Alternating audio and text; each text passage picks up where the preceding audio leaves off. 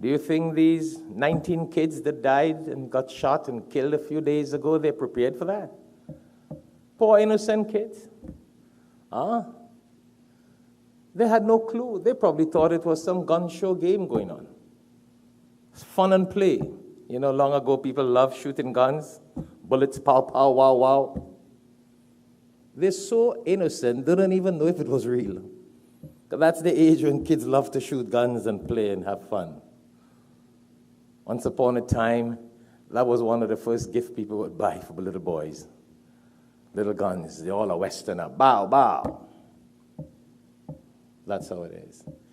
You see, this is the lesson that Allah teaches us. It's very sad. We all, innocent children, wow, what could you say? You have sometimes things that happen to people, different places, different times, and everybody tried to calculate the max. Why? Because they were this, they were that, they were in the wrong place, they were in the party, they were partying, they were drunk, they were on drugs, the whole 9 yards. Innocent kids, they were in class. To back that up, the hadith says that 3 people are very innocent and sinless. 3 categories of people, very masoom, innocent, sinless. A mad person, a sleeping person. That's why some people love to sleep. They sleep anytime. They sleep while they're eating also, because they want to commit no sin. So a sleeping person, a mad person, and a minor child. These children who got shot and killed, they were minor children.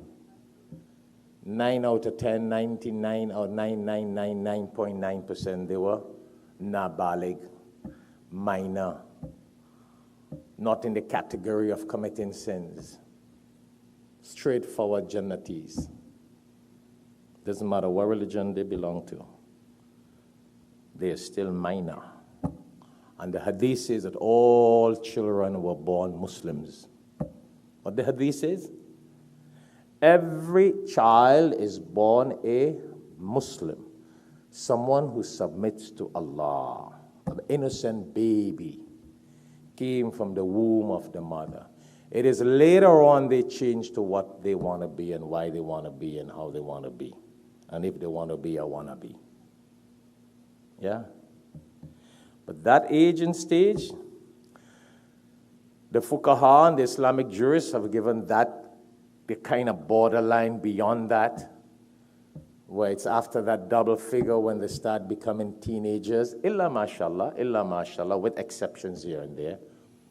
But in 9 out of 10 cases, they are all nabalik, innocent, haven't reached the age of puberty, when right or wrong becomes a law for them. See, that's the Sharia, the fiqh.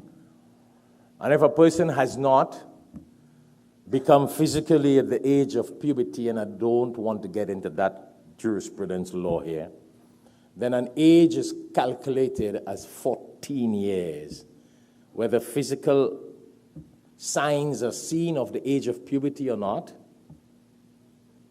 When a person becomes baligh in Arabic, if no signs have been seen physically, then at the age of 14, it's calculated. These children were not in that category. They're in that little elementary school, 10 years and below, with an exception of maybe 1 or 2 in the 11. So, look at what it is all about. As I said, we may find reasons why the person was there, which club, which party, doing what. Here, innocent children. What does that tell you and I? That's why 2 weeks ago we were reminding ourselves about death. This is something can happen to us anytime, no age. 5 years, 10 years, 20 years, 50 years, 80 years, 90 years. Nobody knows.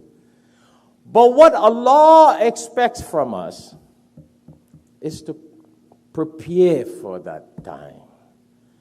And these little children, mashallah, they were innocent, mashallah.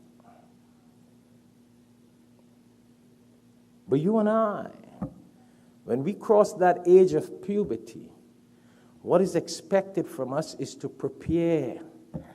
And a couple of weeks ago, we reminded ourselves that preparation for death does not mean the grave spot, buying our shrouding and our clothing.